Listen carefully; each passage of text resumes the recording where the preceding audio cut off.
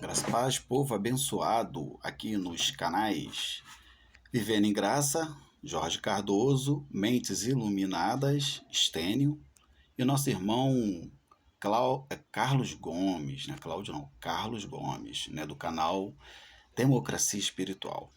Estou citando aí esses três canais aí, né? Para aqueles que ainda não conhecem, vão visitar, porque todas essas reflexões que nós trazemos, né, como tanto o Jorge, o Carlos e também o Estênio, né, cada um dos seus canais, eles trazem uma visão preterista, não é futurista, não é religiosa, histórica e bíblica.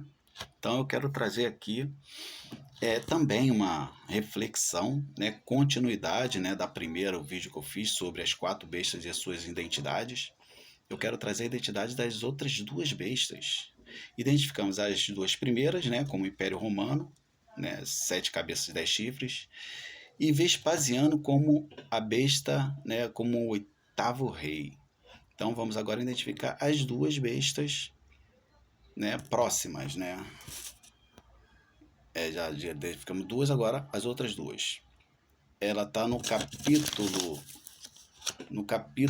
11 de Apocalipse. Essa é a besta que sobe do abismo.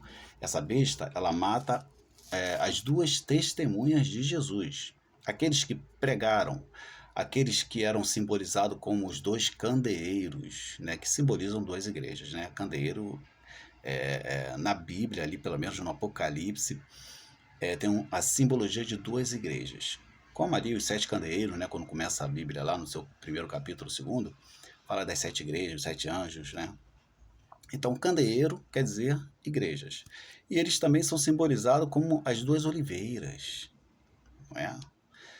Então, essa besta que surge e mata essas duas testemunhas, a gente pode até falar mais tarde sobre essas duas testemunhas também, que é muito polêmico, né? O assunto sobre quem seriam eles, né? E então, vamos passar por cima dessa curiosidade, né? Em querer saber aí quem são as testemunhas. Vamos falar da besta, né? Então essa besta que mata esses duas testemunhas de Jesus, ela é simbolizada como Nero. Nero, né? A besta que surge do abismo. Ela é que persegue a igreja evangélica. Não, a igreja cristã, evangélica não existia. A igreja cristã, né? É Nero que dá início ali a toda a perseguição aos cristãos. Ele mata muitos cristãos, prende muitos cristãos, né? Pedro, Paulo, né? João, os outros demais foram muito perseguidos, né? Pedro e Paulo, eles morreram na época do reinado de Nero. João, ele foi exilado na ilha de Patmos, né? Para trazer toda essa revelação do Apocalipse.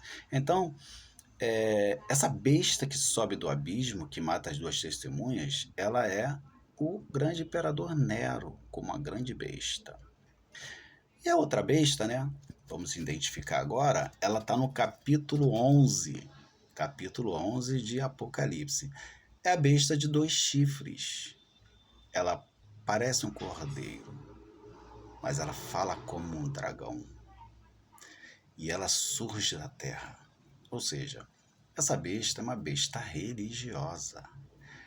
Essa besta, ela representa a cúpula religiosa de Jerusalém, ali no poder do sumo sacerdote, né? Ele tinha um grande poder, né, ali nas terras de Israel, né?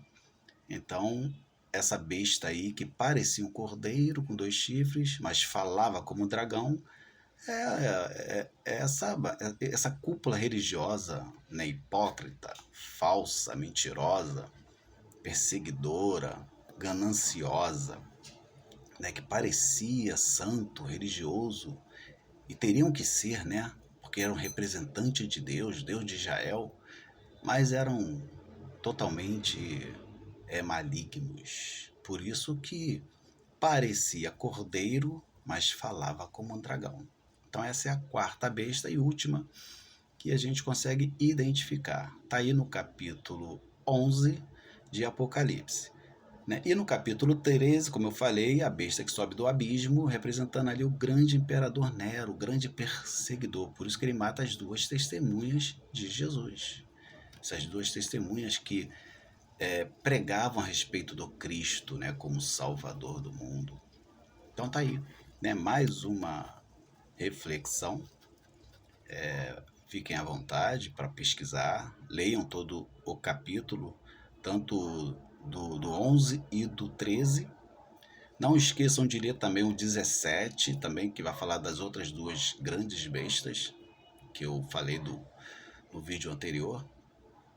E é mais uma reflexão que eu trago aí, uma visão preterista, né, mais uma vez, para ficar bem fixado, né, a uma linha preterista, não é uma linha futurista, algo que ainda vai acontecer, mas algo que já aconteceu. A história prova tudo isso, e as profecias, não só apocalípticas, mas também Daniel, Ezequiel, né, Isaías, Jeremias e outros profetas antigos falaram desse grande acontecimento, né, que iria acontecer ali com, né, o povo israelita.